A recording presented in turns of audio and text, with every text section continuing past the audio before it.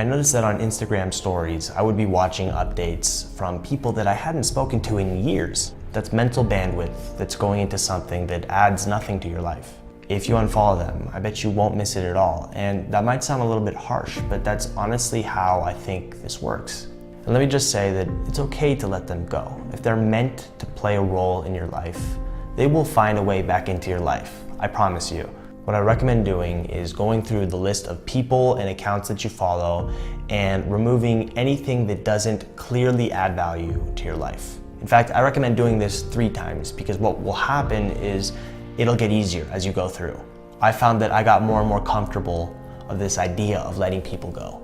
Now, this is very simple actually, but we make it complicated due to social pressure. Just be mindful if you feel obligated to follow somebody or if you're afraid to unfollow someone for fear of their reaction if they found out.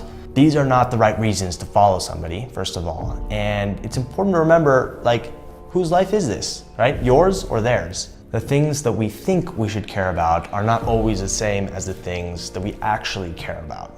And that's okay. I can honestly say that I don't care what the people that I went to high school think about me, and that's not going to change. So guess what? I don't follow any of them on social media. By the way, I just want to mention that when I did this, I was shocked to find that I was following all kinds of people and brands and accounts that had absolutely no importance to me. And that's because I've evolved and changed over time, right? As we all do. I also want to challenge you to think critically if something motivates or inspires you. These are words that are thrown out a lot, but I think that there's a lot of psychology at play in social media, right?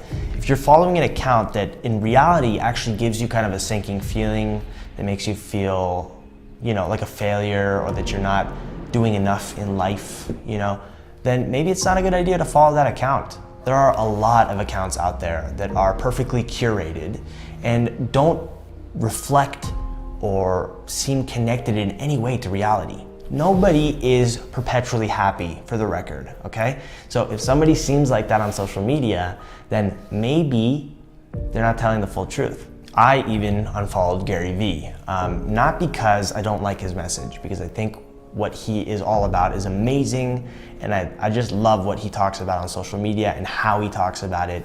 But the truth is that after a while, it just became a series of reminders, and I got it. I no longer needed these reminders. I'm sure he would approve of this decision. He's even said on social media that he's perfectly okay with you unfollowing him to go and pursue meaning in life.